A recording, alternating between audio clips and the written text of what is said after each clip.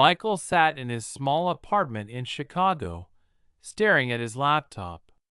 He had lost his job last week, and he felt worried. Many people in the city talked about difficult times at work. Unemployment was rising, and companies needed to save money. In America, jobs used to last for many years. But now, things change quickly because of new technology and global trade. Workers like Michael have to communicate clearly and work with different people.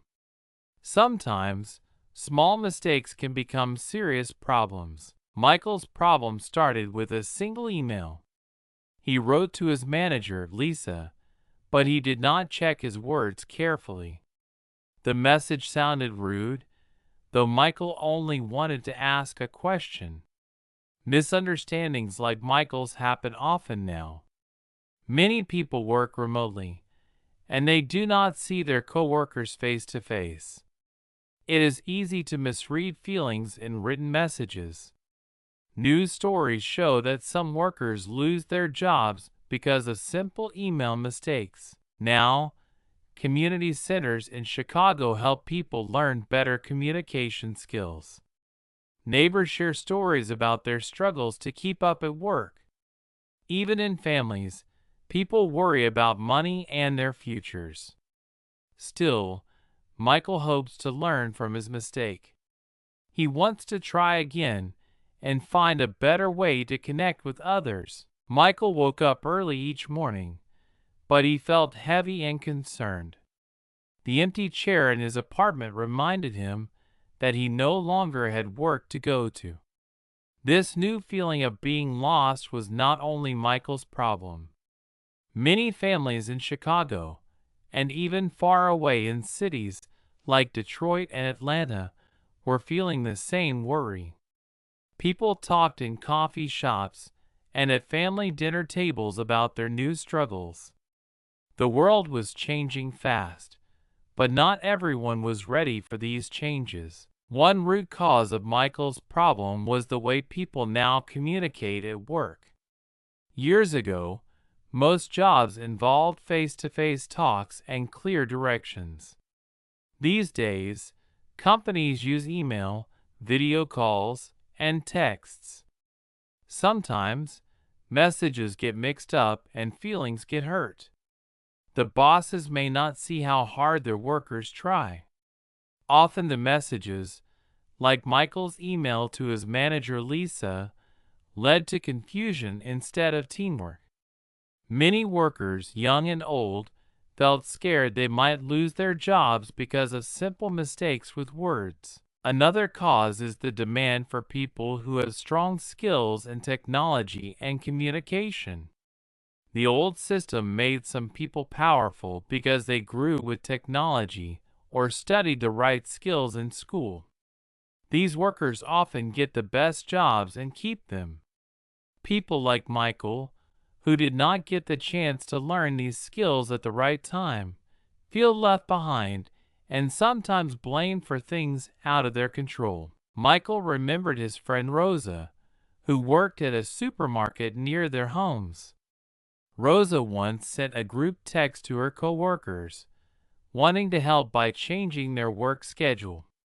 But the message sounded forceful, and some coworkers became angry. Rosa explained, but after that day her manager did not trust her as much. Stories like Rosa's were common in their neighborhood.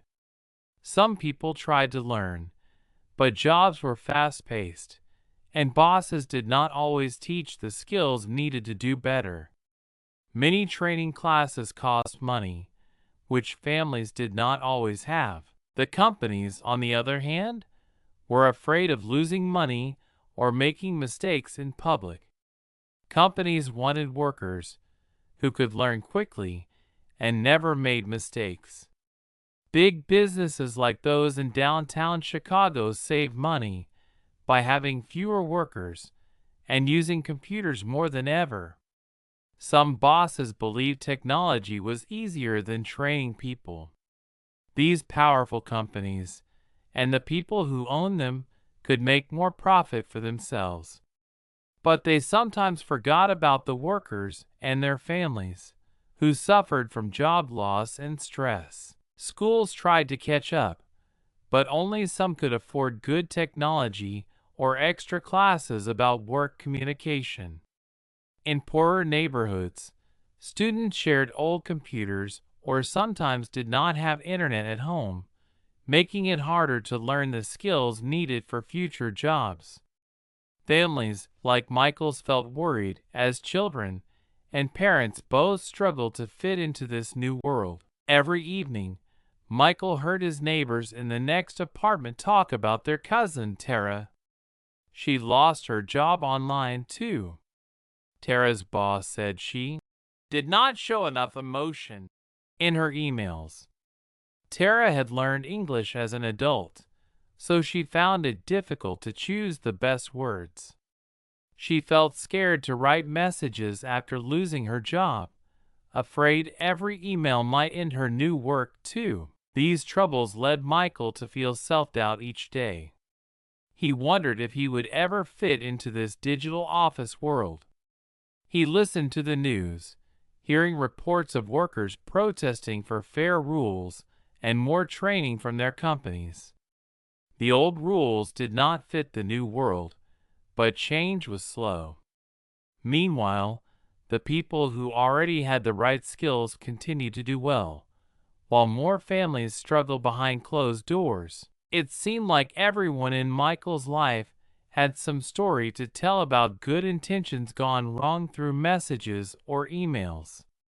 Even his younger cousin Alex had trouble in high school after a message to a teacher sounded rude instead of polite. Teachers became strict, and Alex had to meet with the school principal to explain his mistake. These moments showed Michael that his problem was part of something bigger happening all around. Day by day, Michael fought the feeling he was not good enough. Each struggle, his lost job, his friends' troubles, and family worries, made him feel both afraid and lost in this changing world.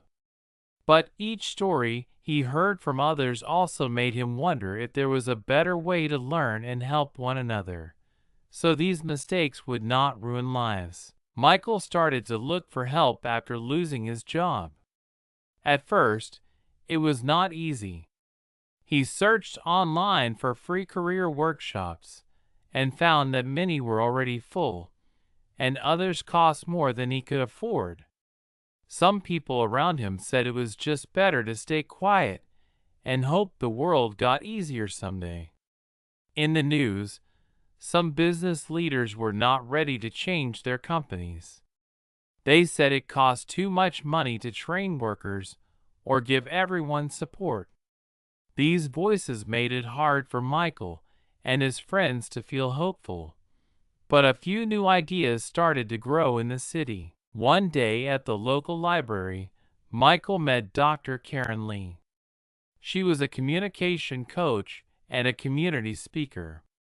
Dr. Lee talked to people about the power of words and technology at work.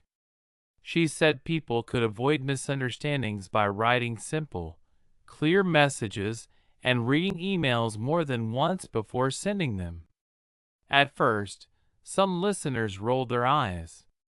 They thought better communication did not matter much, or they believed bosses just wanted excuses to fire people.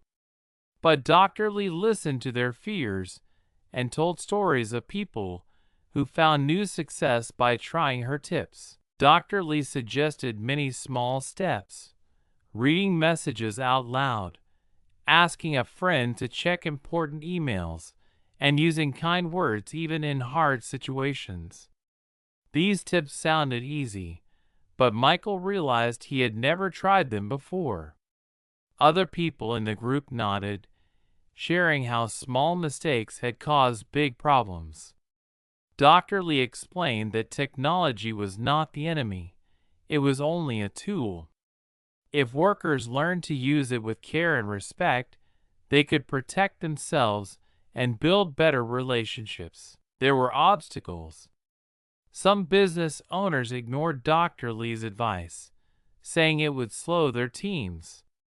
They believed only fast, cheap solutions mattered for the bottom line. Politicians in some parts of the city did not care about investing in job training. They argued about where to spend money and blamed each other rather than fix the problem. These attitudes kept many people from getting the support they needed. But Dr. Lee did not give up. She worked with neighborhood centers and libraries to teach her lessons, sometimes for free. She also wrote simple guides and shared them online for anyone who wanted to learn. People were slow to trust at first, but Michael tried her advice anyway. After practicing writing friendlier emails and reading them carefully, he sent a note to an old boss at a different company. Michael used kind greetings and explained what he had learned since losing his job. To his surprise, the boss answered quickly and thanked Michael for writing. The boss had also made mistakes with communication in the past and respected that Michael wanted to be better. The two talked on the phone, and Michael felt a little spark of hope return. Around him, friends like Rosa began to share their progress too. They started neighborhood meetings to talk about work problems and practice new skills. These small wins gave them comfort, even when the world felt very big and cold. Some companies began to listen, seeing that happier, better trained workers could help their business. New community leaders and city groups called for more free classes and better internet for schools and families. Still, not everyone agreed. Older workers sometimes felt embarrassed to learn these new skills, afraid they would look weak. Some companies paid for new computers, but not always for the lessons people needed to use them well. Step by step, Michael found his confidence growing. He remembered Dr. Lee's words about patience and kindness, not just with others, but with oneself. Though laws and funding sometimes changed slowly, many people showed that small actions could lead to better days for the whole community. With each email, each conversation, and each small win, Michael and his friends felt stronger, more connected, and more willing to keep trying. Michael woke up to the sound of his phone buzzing nonstop. Outside his window, the city seemed louder than ever, with voices and horns filling the morning air. He grabbed his phone and saw news headlines talking about a huge workers' protest in Chicago. All over social media, people were sharing stories about job loss, bad communication at work, and unfair rules. Photos showed people holding signs in front of big company buildings. One sign read, "We deserve training, not trouble." Another banner said, "Communication is a skill. Help us grow." The news channels kept talking about the protest all day. Michael watched on TV as workers gathered downtown, many sharing their own stories. A man named Mr. Carter spoke on camera about his job at a shipping company. He made a mistake in an email, like Michael once did, and was let go the next day. In the past, maybe local newspapers would share a few lines about these troubles, but this time, the world was watching. People in other cities joined with their own online meetings and video calls, searching for hope and support. A moment came when the mayor of Chicago gave a live speech. She promised to listen to the people, saying things had gone too far. No one should lose their job because of a simple mistake or a lack of training, she said. She announced a city plan for free communication classes, better internet for families, and more support in community centers. Many people online cheered, but not everyone was pleased.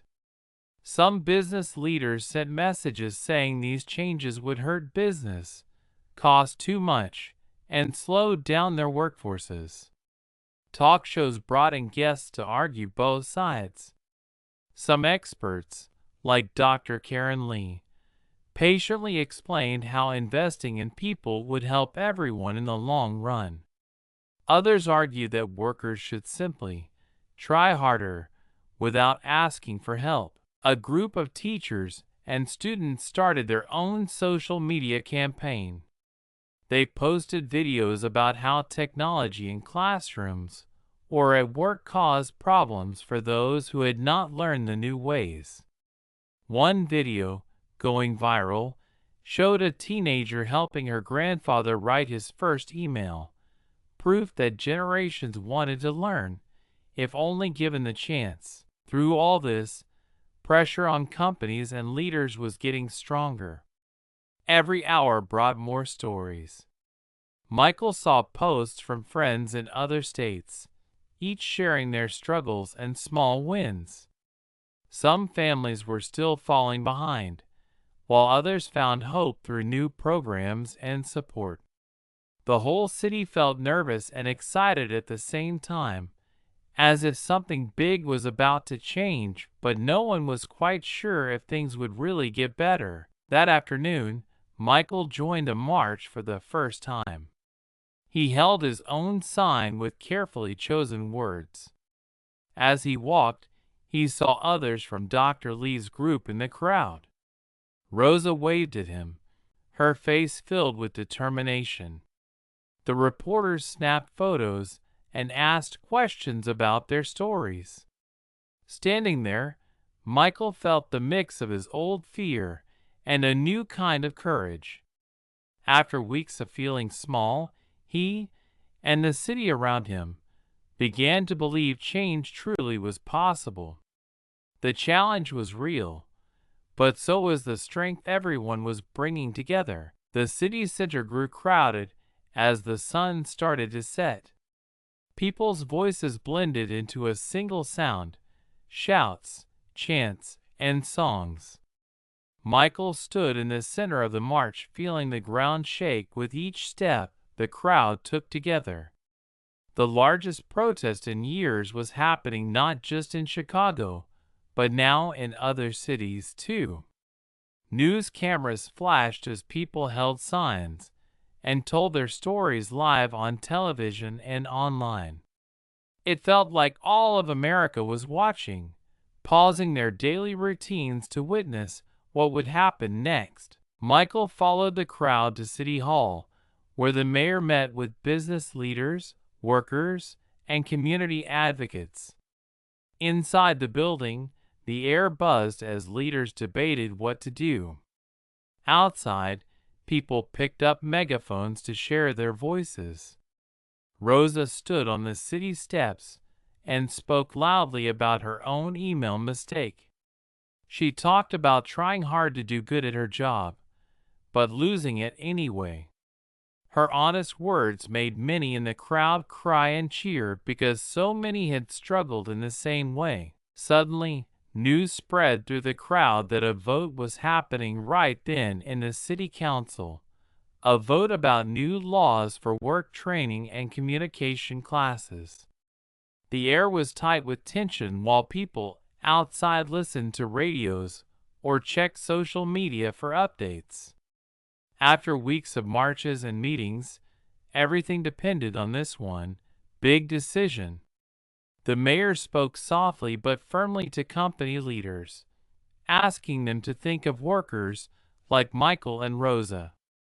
Some business owners were red-faced and angry, warning layoffs would get worse. On the other side, community leaders begged for hope and real change, not just promises. The city council's vote came back. The new law passed by only one vote. Cheers and tears broke out. Some people hugged, others dropped to their knees in relief. The news raced across TV screens and cell phones. Reporters talked about how Chicago had become the first city to make job training and clear workplace communication a worker's right, not just a privilege for the lucky. Inside the building, Michael and the others felt hope. For so long, changes had been slow and painful, with only small wins. Now, there was a real shift in power. Regular workers, through their voices and stories, had moved leaders to action. For a moment, it seemed like anything was possible. Bosses and CEOs, even the ones who first complained, started to leave meetings with quieter voices, knowing they had to listen in new ways now. People outside waved their phones in the air and filmed themselves explaining what the new law meant to them and their families. A tired woman in the crowd said, "I lost 2 jobs because of emails. Now maybe my next job will be different." Michael's heart raced with joy, relief, and a little bit of fear. He wondered if the law could heal old wounds and if bosses would truly change. Still, looking around, he saw strangers reaching for each other's hands, proof that their struggle had brought them together. Rosa hugged him tightly, laughing and crying at the same time. That night, whole communities drifted home with hopeful eyes, telling children and neighbors that tomorrow things might be fairer and kinder for everyone. Shadowed by the city's tall lights, Michael realized that sometimes even the smallest voice can bring about the biggest break in the clouds. Smoke from the city's food carts curled through the evening air as the crowds began to thin. Michael, Rosa, and others sat together on the city hall steps, waiting for the city to settle. Everyone seemed tired but changed, quieter than before, as if the day's noise had finally given way to something deeper.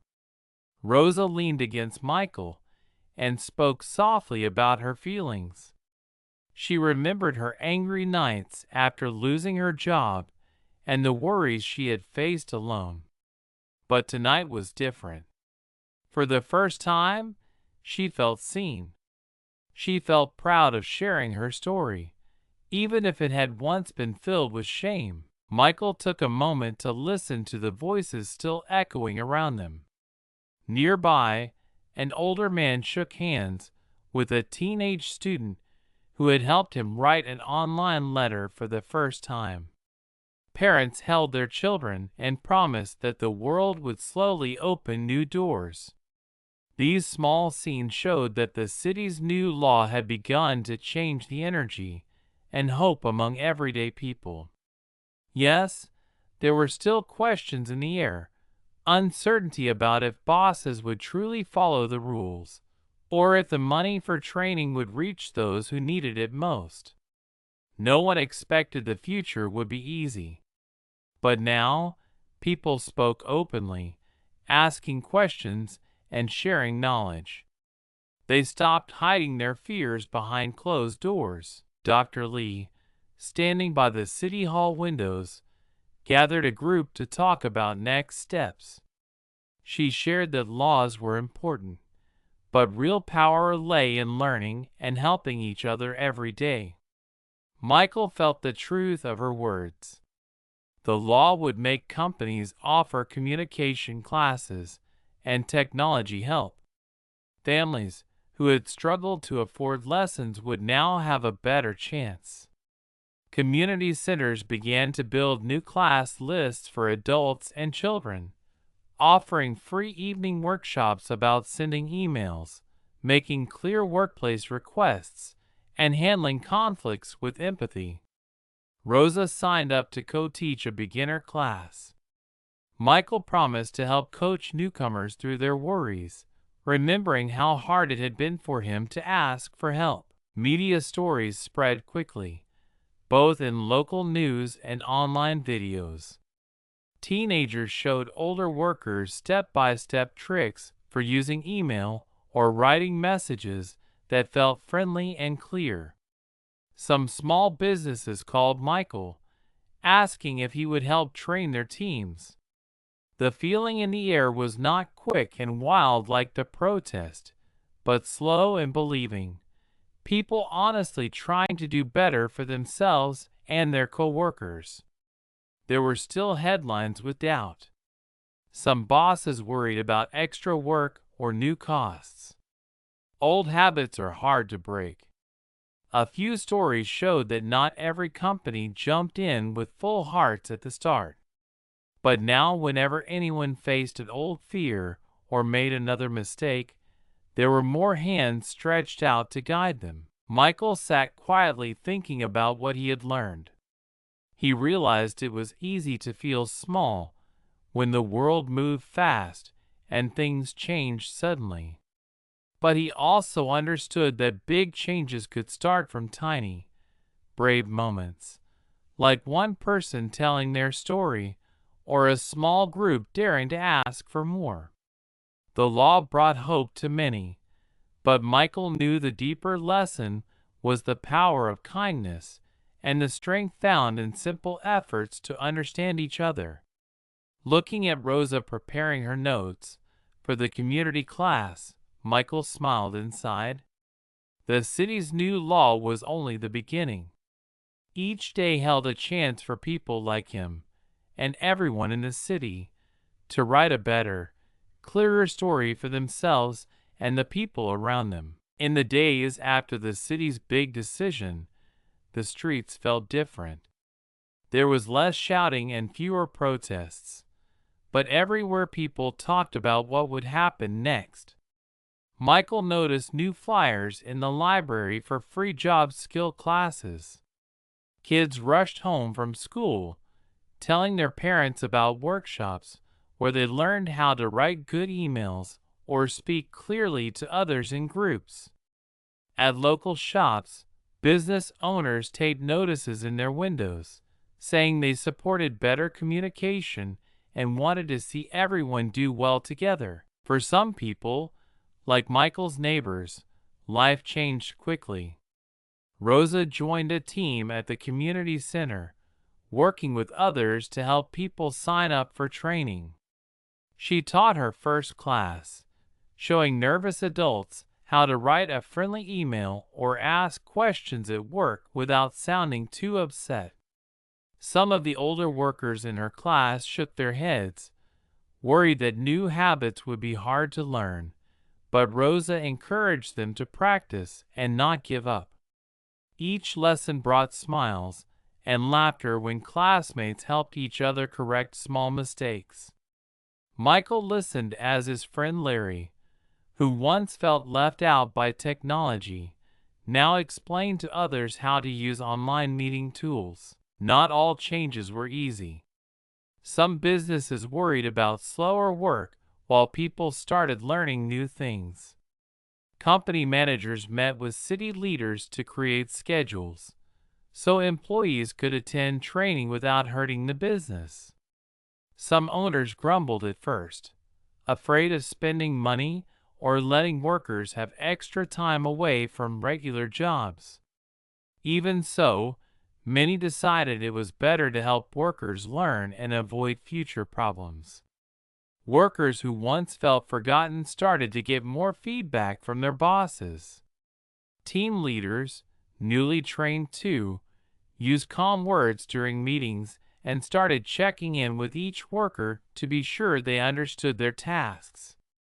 Mistakes still happened, but now people worked together to fix them instead of finding someone to blame. Teachers at schools joined the work too. In the classroom, students practiced writing simple notes and working out misunderstandings as a group project. They learned how even small differences in words could change the meaning of a message. Families with children found new ways to talk at home, making sure everyone listened before rushing to answer. Michael saw flyers at grocery stores about evening conversation sessions where families could gain confidence speaking up at work or in meetings. Some places, especially in poorer neighborhoods, still struggled with lack of computers or good internet. To fix this, city leaders worked with phone companies and volunteers to bring better connections and equipment to local schools and centers. People who knew a lot about technology gave their time to teach families how to use devices safe and well. Out on the streets and inside offices, people reflected quietly on how things were different. Friends talked about new hope, but also about the long work ahead. Michael looked around and saw countless small steps, all of them building trust and skill. The city was changing day by day, not only by new laws, but also by ordinary people daring to share, to learn, and to look out for each other in ways that seemed impossible just weeks ago. Weeks turned into months, and people across the city started to feel the change growing deeper. Michael heard neighbors on his bus route talk about learning new skills at their jobs.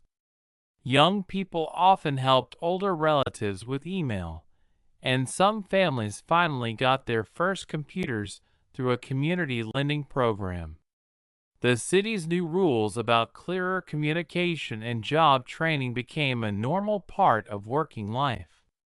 For many, small changes became daily habits. People read their emails aloud before sending them and asked coworkers to check tough messages. Meetings felt more respectful, with team members listening carefully and making sure everyone had a voice. In the business district, some companies began to see real progress. Absences dropped because fewer people felt pushed aside or afraid to ask questions. Work projects moved more smoothly because people worked as a team and fixed misunderstandings early, instead of letting them grow. Managers wrote kinder notes and checked if new ways of talking were helping everyone. Human resources departments offered practice time, knowing patience was needed for real changes. Profits did not jump quickly for every business, but over time, more workers said they felt loyal and proud of their workplace.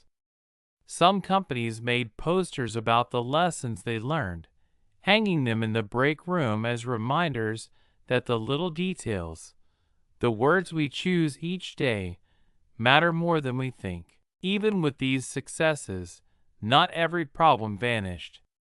Some debates continued in city meetings and neighborhood gatherings. Older generations sometimes wondered if the new rules made things too soft, or if taking time to talk meant doing less real work. People argued about whether city money for training might be better spent on other needs like housing or public transportation. A few business owners grumbled about extra costs, saying they were responsible for helping themselves, not for teaching grown adults how to write emails. Michael heard some friends ask if technology was too connected to everything now, or if too much training could make work feel less personal, almost like a classroom. For all the gains, new problems sometimes followed old ones. People who became good at communicating found employers expected even more from them. Some worried the pressure to never make a mistake was too high, even with training and kind bosses. While internet access improved in many places, some families, especially those new to the city, still struggled with old computers or did not feel comfortable attending classes where nobody spoke their language. These new challenges made city leaders and volunteers rethink how to reach everyone fairly, and brought up bigger questions about what real support looks like for all people, not just a lucky few. Still, it was clear that something important had changed. The city felt different, less afraid of mistakes and more open to asking for help. Michael met new people almost every week at classes and neighborhood events, each with their story of trying, failing, learning, and helping others. Busy parents brought their children to workshops, hoping the younger ones would grow up feeling confident with technology and strong in speaking kindly. Community leaders reminded everyone to keep asking questions and defending clear communication as a right, not a luxury for expert workers. Tension remained sometimes, but most people agreed that progress, even slow, felt better than helplessness. Michael, Rosa, and countless others learned that real change is not a single event, but a choice to keep going when things are still hard. The new habits, the new laws, and the brave voices of the city created a way forward, imperfect, sometimes messy, but full of hope and hard-won wisdom. As spring reached the city, new green leaves shimmered in the sunrise, and a fresh sense of hope filled the streets. Michael woke up each day with a different feeling in his heart, a soft but steady courage. He walked to the community center, no longer as a person searching for help, but as someone others came to for support. He greeted Rosa, who was busy setting out lesson plans for another communication class. Their lives, and the lives of many others, had truly changed. Over time, Michael noticed the city itself began to reflect new values. Leaders did not see laws as the only fix, but as the first step. Education became part of everyday conversations in homes, workplaces, and on city buses. City officials kept working to remove language barriers, making sure information and classes reached everyone, no matter what country they were born in or how old they were. The workplaces that once felt cold and silent now mixed patience and kindness into daily routines. Rules about clear communication were strong, but more important were the attitudes that grew with them. Mistakes became learning moments, not reasons for firing someone. Even business owners who used to worry about costs started to admit that teamwork and trust helped their bottom line. Long-term solutions began to grow out of shared experience. Community groups created small, peer mentor circles, where people supported each other and built confidence together. Schools partnered with businesses and community organizations, letting students see early on how to solve problems and talk clearly with others. City funds created scholarships for digital training, so people from all backgrounds and ages could access current technology skills without fear or debt. The simple idea that everyone deserved a chance to learn, even if they struggled once or came from a different place, became a core value, shaping new policies. Michael sometimes paused on his walk home to watch children playing outside local schools. They traded stories about helping parents with online forms or teaching grandma to use video calls. These small moments meant something powerful. They showed that patience and understanding travel from one person to another, carried into homes and jobs alike. Even when hard days returned, the new habits stuck, the willingness to listen, ask for help, and try to make communication as kind as it was clear. People stopped believing that only the loudest or most educated voices counted. Ordinary workers realized their thoughts and feelings mattered.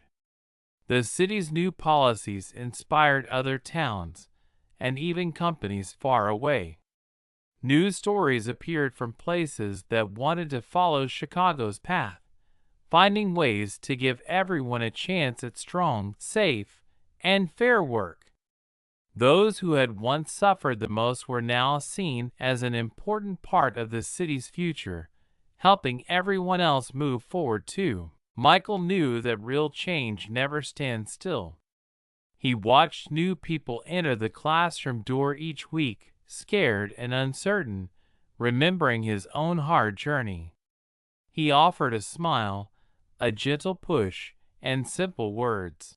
We learn together. Mistakes are safe here. You belong. The city still had work to finish and problems to solve, but it now grew from hope, not fear. Michael, Rosa, and their neighbors had showed that big changes could start with small acts, each one lighting a path for others, leading to a world where everyone has a voice that can be heard.